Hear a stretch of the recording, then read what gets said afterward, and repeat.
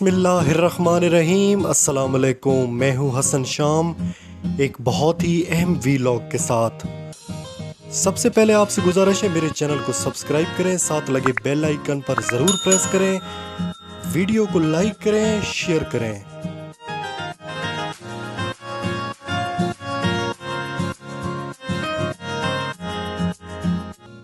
9 April کی رات عمران خان کو اقتدار سے ہٹا دیا جاتا ہے۔ اس کے بعد سب نے سمجھا کہ اب عمران خان کا کھیل ختم ہو گیا۔ اقتدار میں آنے کے بعد 3.5 سالوں میں عمران خان کی مقبولیت کا گراف نیچے آ چکا تھا، اور اس چیز کا عمران خان کو خود بھی اندازہ تھا کہ اقتدار کا یہ سفر ان کے پورے کیریئر پر کتنا اثر انداز ہو رہا ہے۔ عمران خان نے 21 سال تک کرکٹ کے میدانوں پر راج کیا۔ صرف کرکٹ کے میدانوں پر ہی نہیں بلکہ دلوں پر بھی حکومت کی۔ آج بھی بڑے بڑے کرکٹرز کے مطابق عمران خان جیسا دلیر اور بہادر کپتان کسی بھی ٹیم کو نہیں ملا۔ 80 کی دہائی میں عمران خان کے نام پر ماؤ نے اپنے بچوں کے نام رکھے۔ 1992 میں عمران خان نے پاکستان کو ورلڈ کپ جیت کر دیا۔ ورلڈ کپ جیتنے کے بعد شوکت خانم کینسر ہسپتال کے لیے جب فنڈز اکٹھے کرنا شروع کیے تو پاکستان کی بڑی بڑی معروف شخصیات نے ان کا ساتھ دیا۔ جب عمران خان نے تحریک انصاف شروع کی تو چند لوگ ان کے ساتھ تھے۔ 15 سال کے بعد جا کر تحریک انصاف اٹھنا شروع ہوئی۔ 8 سال تک ملک پر جنرل مشرف نے حکومت کی۔ جب پھر سے جمہوری دور شروع ہوا تو پیپلز پارٹی کی حکومت میں عوام کا جینا مشکل ہو گیا۔ وہیں سے پیپلز پارٹی بھی اپنے انجام کو پہنچنا شروع ہو گئی۔ اس کے بعد عمران خان کو راستہ ملا۔ 2013 کے بعد نواز حکومت میں عمران خان بہت ایکٹیو نظر آئے۔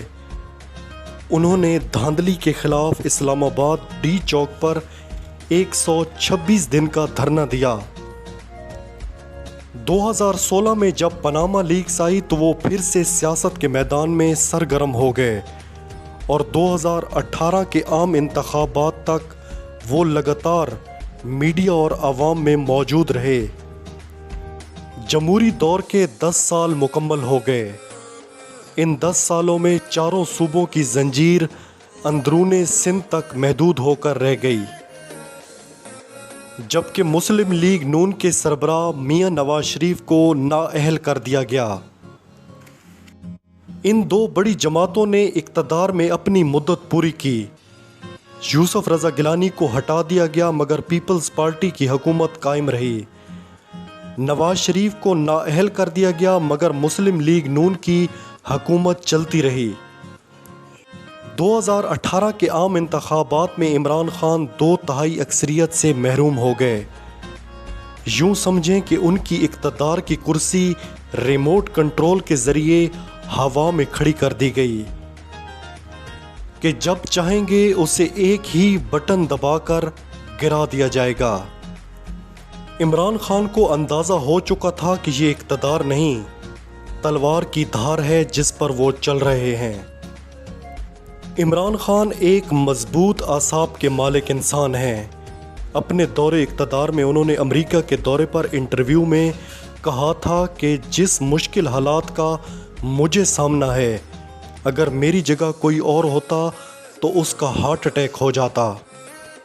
یہ 3.5 سال عمران خان کا مشکل ترین دور تھا، اور ان کی زندگی کی آخری جنگ بھی۔ جو شخص اپنی زندگی میں شہرت، عزت، دولت سب کچھ دیکھ چکا ہو، وہ آخر میں آ کر آخری جنگ ہار جائے تو اس ہار کا اثر پورے کیریئر پر پڑتا ہے۔ جیسے نیپولین کے ساتھ ہوا، وہ اپنی زندگی میں ناقابل شکست رہا۔ وہ درجنوں کامیابیوں کے باوجود آخری شکست کے داغ کو دھونے میں ناکام رہا۔ مگر میرے پاکستانیوں، اقتدار کے مشکل ترین سفر کے بعد ابھی ایک اور سفر باقی تھا۔ منیر نیازی مرحوم کا ایک شعر ہے کہ ایک اور دریا کا سامنا تھا منیر مجھ کو، ایک اور دریا کا سامنا تھا منیر مجھ کو، میں ایک دریا کے پار اترا تو میں نے دیکھا۔ عمران خان کو اقتدار سے ہٹانے کے بعد مٹھائیاں تو تقسیم نہ ہو سکیں، مگر تباہیاں ضرور پھیل گئیں۔ عمران خان کی آسمانوں کو چھوتی مقبولیت نے حقیقی آزادی کے نئے سفر کا آغاز کیا۔ میرے پاکستانیوں، سب سے اہم بات جو سوچنے اور سمجھنے کی ہے، اس سے پہلے ایک شعر سن لیں۔ دیکھا جو کھا کے تیر کمی گاہ کی طرف، دیکھا جو کھا کے تیر کمی گاہ کی طرف، اپنے ہی دوستوں سے ملاقات ہو گئی۔ عمران خان کہتے ہیں کہ پاکستان کے خلاف میر جعفروں اور میر صادقوں نے سازش کی، مگر سوال یہ ہے کہ عمران خان کی صفوں میں سازش کون کر رہا ہے؟ کسی بھی طاقتور آدمی کو جو مسلسل جیت رہا ہو تو پھر اسے اس کی اپنی صفوں میں سے نقصان پہنچایا جاتا ہے، جیسے ٹیپو سلطان اور سراج الدین دولہ کے ساتھ ہوا تھا۔ میرے پاکستانیوں، توشہ خانہ کیس کچھ بھی نہیں اور نہ ہی اس میں سے کچھ نکلنا ہے۔ فارنگ فنڈنگ کیس سے کیا نکلا؟ کچھ بھی نہیں، کچھ ہوتا تو نکلتا۔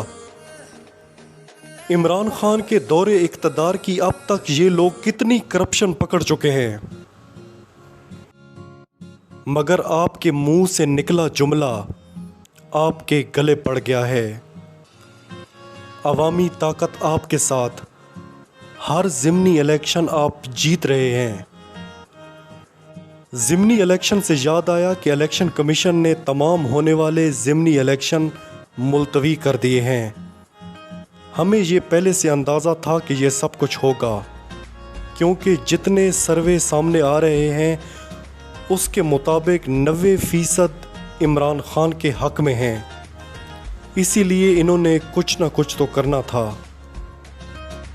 بات وہی سے شروع کرتے ہیں کہ آپ کے منہ سے نکلا جملہ آپ کے گلے پڑ گیا ہے۔